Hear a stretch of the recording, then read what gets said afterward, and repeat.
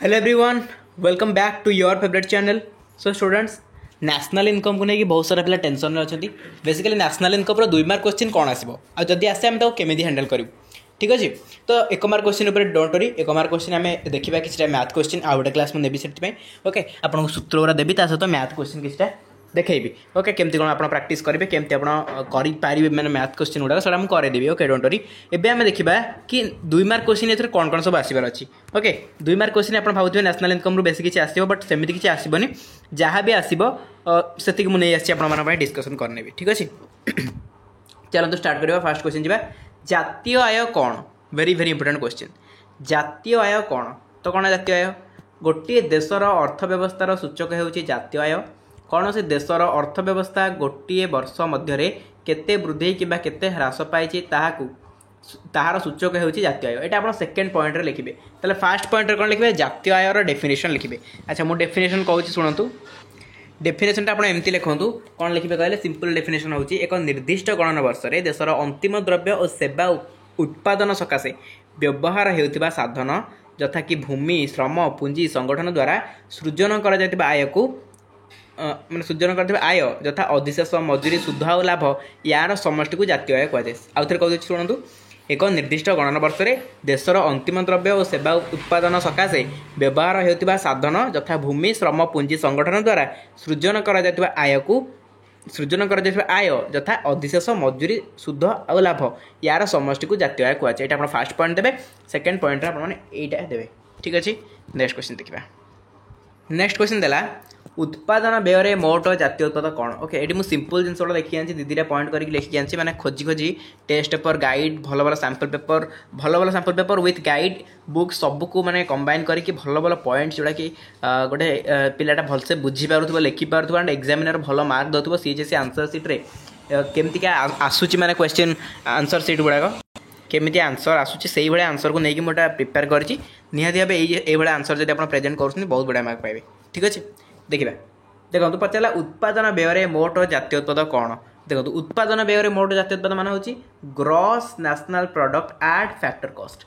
ठीक अच्छे, ताले जीएनपी एफसी आपंकर कौन आप कही या पूर्व भी गोटे क्लास करी जो कि सूत्र गुड़ा डिस्कसन करी आगुरी और जो देखते जानते प्ले लिस्ट अच्छी इकोनॉमिक्स क्लास।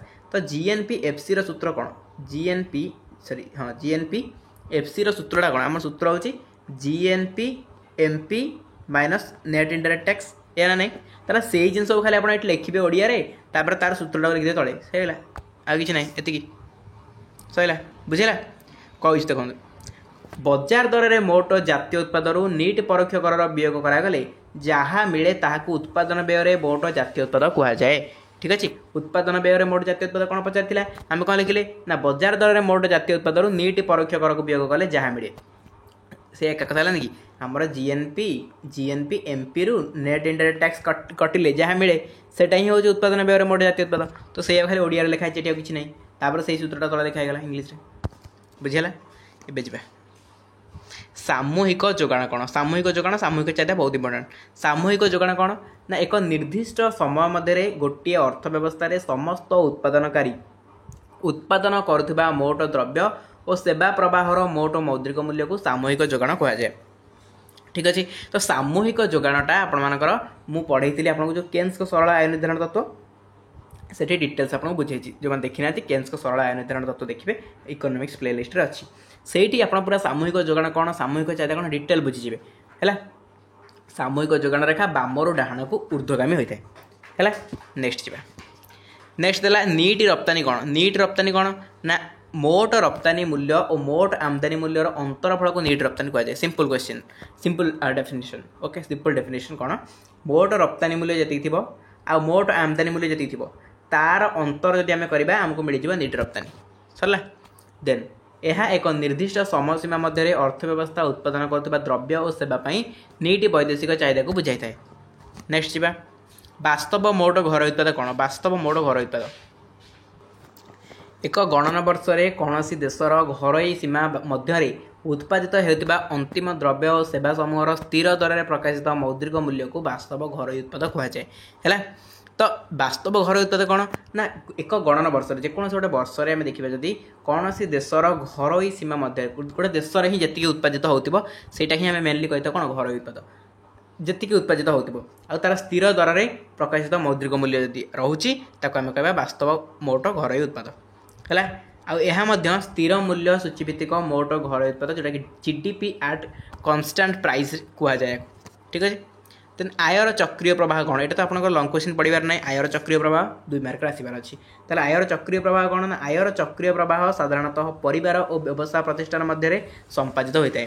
ଆୟର ଚକ୍ରୀୟ ପ୍ରବାହରେ ତାହେଲେ 2 ଜଣ ଭାଗିଦାର କିଏ ଥାନ୍ତି? ଗୋଟେ ହେଲା ପରିବାର, ଗୋଟେ ହେଲା ପ୍ରତିଷ୍ଠାନ ହେଲା।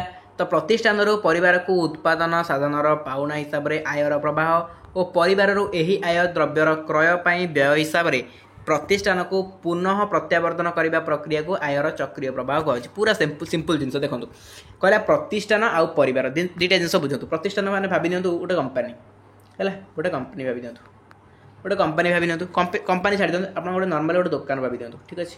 ପ୍ରତିଷ୍ଠାନ ମାନେ ଭାବନ୍ତୁ ଗୋଟେ ଦୋକାନ ହେଲା, ଦୋକାନ।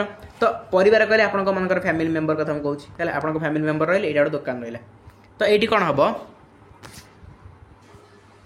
ସେଇ ଯେଉଁ ଦୋକାନ ହେଲା, ଦୋକାନ ହେଉ କି ଆପଣଙ୍କର କମ୍ପାନୀ ହେଉ, ଓକେ କମ୍ପାନୀ ବେଷ୍ଟ ହେବ, କମ୍ପାନୀଟା ନେଲେ ଆକ୍ଚୁଆଲି ବେଷ୍ଟ ହେବ, ଠିକ୍ ଉଦାହରଣ ହେଇପାରିବ।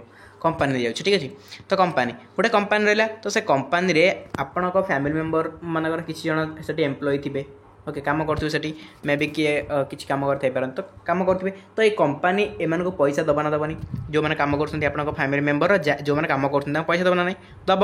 ତ ସେଇ ପଇସା ସେ ନେଲା ପରେ କ'ଣ କରିବେ?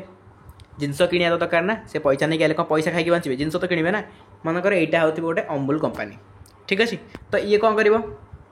ଯେଉଁ ବି ଆପଣଙ୍କ ଫ୍ୟାମିଲି ମେମ୍ବର ଯିଏ ବି ପଇସା ନେଇକି ଆସିଲେ ତାଙ୍କର ଚାହା ପିଇବାକୁ ଇଚ୍ଛା ହେଲା, ତ ସେ ଅମୁଲ କିଣିବେ ନା ନାହିଁ? ତ କେଉଁଠୁ କିଣିଲେ? ପୁଣି ସେଇ କମ୍ପାନୀରୁ କିଣିଲେ, ଇନଡାଇରେକ୍ଟଲି ଦୋକାନରୁ କିଣିଲେ କହିପାରିବା। କମ୍ପାନୀ ତ ଦୋକାନରୁ ଦେଇଥିବ ନା, ଦୋକାନୀ କେଉଁଠୁ ଆଣିଲେ କି? କମ୍ପାନୀରୁ ଆଣିଛି ନା।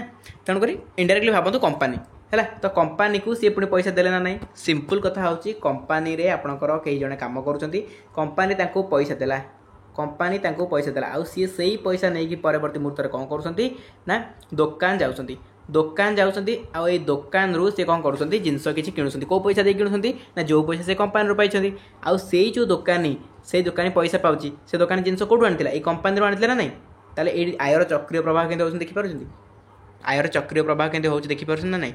ତ ସେଇଟା ହିଁ ସେଇ କଥା ସେ କହୁଛି ହେଲା। ତାପରେ ନିଟ୍ ଘରୋଇ ଉତ୍ପାଦ ଏନ୍ଡିପି କ'ଣ? ନିଟ୍ ଘରୋଇ ଉତ୍ପାଦ କିଛି ନାହିଁ ପିଲାମାନେ, ବହୁତ ସିମ୍ପଲ୍ ଜିନିଷ। ବଜାର ଦରରେ ମୋଟ ଜାତୀୟ ଉତ୍ପାଦରୁ ବିଦେଶାଗତ ନିଟ୍ ସାଧନ ଆୟର ବିୟୋଗରୁ ବଜାର ଦରରେ ମୋଟ ଘରୋଇ ଉତ୍ପାଦ ମିଳେ। ସେଥିରୁ ସ୍ଥାୟୀ ପୁଞ୍ଜିର ଉପଭୋଗ ବାଦ ଦେଲେ ବଜାର ଦରରେ ନିଟ୍ ଘରୋଇ ଉତ୍ପାଦ ମିଳେ।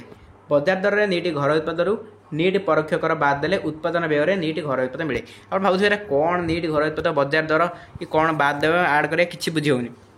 ପିଲାମାନେ ବୁଝିବା ଜିନିଷ କିଛି ବି ଏଥିରେ ନାହିଁ, କେବଳ ଆଉ କେବଳ ଆପଣଙ୍କୁ କିଛିଟା ସୂତ୍ର ମନେ ରଖିବାକୁ ପଡ଼ିବ। ସେଇ ସୂତ୍ରଗୁଡ଼ାକ ମୁଁ ନେକ୍ସଟ କ୍ଲାସ୍ରେ ଦେଇଦେବି, 1 ମାର୍କିଆ ଯେଉଁ ଡିସ୍କସନ୍ କରିବି ସେତିକିବେଳେ ଆପଣଙ୍କୁ ମୁଁ ଦେଇଦେବି ସେ ସୂତ୍ର ଗୁଡ଼ାକ। ଆପଣ ସେ ସୂତ୍ର ରେଖା ଯଦି ପଢ଼ିଦେବେ ନା, ସେଗୁଡ଼ା ଖାଲି ଓଡ଼ିଆରେ ଲେଖିବାକୁ ପଡ଼ିବ, ଆପଣଙ୍କୁ ଆଉ କିଛି କରିବାକୁ ପଡ଼ିବନି ହେଲା। ଏଇ ଯେଉଁ ଉପରେ ଆମେ ଟିକେ ଦେଖୁଥିଲେ, ଟିକେ ପୂର୍ବରୁ ଦେଖିଥିଲେ, ଏଇଠି ଦେଖନ୍ତୁ, ଏଇଠି ଯେଉଁ ଆମେ ଦେଖିଥିଲେ GNPFC କ'ଣ, ଆପଣ ଖାଲି GNPFCର ସୂତ୍ର ଯଦି ବସିଲେ ଏଇଆ, ୟାକୁ ଓଡ଼ିଆରେ କ'ଣ ଲେଖିପାରିବେନି? ଏଠି ଲେଖା ହେଇଛି ଗ୍ରସ୍ ନ୍ୟାସନାଲ୍ ପ୍ରଡ଼କ୍ଟ, ଆପଣ କ'ଣ ଲେଖିବେ? Gross national product at market price ଲେଖା ହେଇଛି, ତ ଆପଣ କ'ଣ ଲେଖିବେ? ବଜାର ଦରରେ ମୋଟ ଜାତୀୟ ଉତ୍ପାଦରୁ net indirect taxes, that means ପରୋକ୍ଷ କରକୁ ବିୟୋଗ କଲେ ମିଳେ କ'ଣ?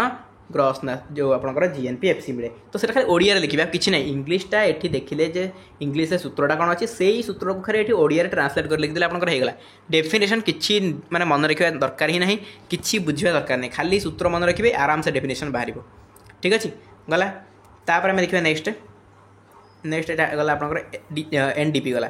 ତାପରେ ସାମୂହିକ ଚାହିଦା। ସାମୂହିକ ଚାହିଦା କ'ଣ? ସାମୂହିକ ଯୋଗାଣ ତ ଆମେ ଦେଖିକି ଆସିଲେ। ସାମୂହିକ ଚାହିଦା ଦେଖନ୍ତୁ, ସାମୂହିକ ଚାହିଦା କହିଲେ ଗୋଟିଏ ଅର୍ଥ ବ୍ୟବସ୍ଥାରେ ଉତ୍ପାଦିତ ହେଉଥିବା ଅନ୍ତିମ ଦ୍ରବ୍ୟ ଓ ସେବା କ୍ରୟ କରିବା ସକାଶେ ଏକ ସମୟସୀମା ମଧ୍ୟରେ ସମସ୍ତ କ୍ଷେତ୍ର ଇଚ୍ଛା କରୁଥିବା ମୋଟ ବ୍ୟୟର ପରିମାଣକୁ ବୁଝାଏ। ଏକ ସରଳ ଅର୍ଥନୀତିରେ ସାମୂହିକ ଚାହିଦା 2ଟି ଉପାଦାନର ସମଷ୍ଟି ହେଲା। ସାମୂହିକ ଚାହିଦା ପିଲାମାନେ ସେଇ କେନ୍ସଙ୍କ ସରଳ ନିର୍ଦ୍ଧାରଣ ଆୟତତ୍ତ୍ୱ ଯିଏ ବୁଝିଯିବ, ସାମୂହିକ ଚାହିଦା ସେଇଠି ଆରାମସେ ବୁଝିଯିବ।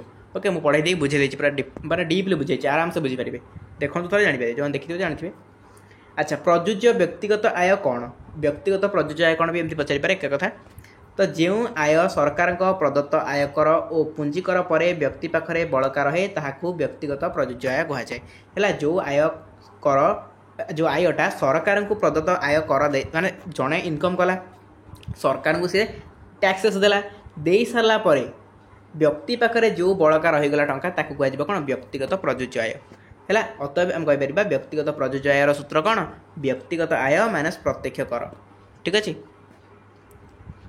तापर नीट जातीय उत्पाद कौन मोट जातीय उत्पाद नीट परोक्ष कर आउ स्थायी पुंजीर उपभोग को बाद देले जहाँ मिल से नीट जातीय उत्पाद है नीट जातीय उत्पाद सूत्र कौन मोट जातीय उत्पाद माइनस नीट परोक्ष कर माइनस स्थायी पुंजीर उपभोग ठीक अच्छे जिनसा खाली मन रखिया जिनस टी मन रखिदे टी माने बुझीजे तो हो आराम से किसी नहीं तापर घरोई बा व्यक्तिगत आय कौन लोक मैंने समस्त सूत्रु अर्जन करुवा चलती आय को व्यक्तिगत बा घरोई आय कहुए एथिरे सरकार और व्यवसाय मिलुथिबा अंतरण आय मिसी थाए और प्रत्येक प्रत्यक्ष कर मध्य एथिरे मिसी करी थाए तापर मिश्रित आय कौन मिश्रित आय देखो डाक्तर और वकिलों भली आत्मनिजुक्ति व्यक्ति मानक तथा क्षुद्र निर्माता मरामती दुकानी क्षुद्र व्यवसायी इत्यादि करुथिबा आय को आत्मनिजुक्ति मानकर मिश्रित आय कहुए ठीक अच्छे यही आयरु लाभ अधिशेष मजूरी सुध को पृथक करने कष्टकर होता है मिश्रित आय लास्ट 2 मार्क क्वेश्चन देखा मोट लाभर उपादान गुड़िक कौन नीट लाभ लुकायित परिव्यय मूल्य ह्रास जनित खर्च एकाधिकार जनित लाभ आकस्मिक लाभ होची मोट लाभर उपादान है तो पे ये थिला हाईली प्रोबेबल 13टा क्वेश्चन जोटा कि नेशनल इनकम जोटा कि पचारि ऑलरेडी माने प्रीवियस ईयर रे से क्वेश्चन गुड़ा आपन सहित मुझे डिस्कसन करदेली है नेक्स्ट क्लास रे आमे देखिबा यार MCQ that means national income रो एमसीक्यू देखिबा आपन मन को सूत्र गुड़ा आउथरे दे देबी आगुर भी देइथिली तथापि आउथरे सूत्र गुड़ा दे देबी आउ डिटेल आपन बुझे देबी जिनस गुड़ा कोन रहउची आपन जहा द्वारा कि किछि आइडिया आपन आसीस परिबो है ए 2 मार्क गुड़ा भल भाबरे पढ़ देबे या भितरु जहा भी 2 मार्क आसीबो नेशनल इनकम रो या भितरु आसीबो ठीक अछि चलम तो ए क्लास को अटेंड करबा थैंक यू सो मच।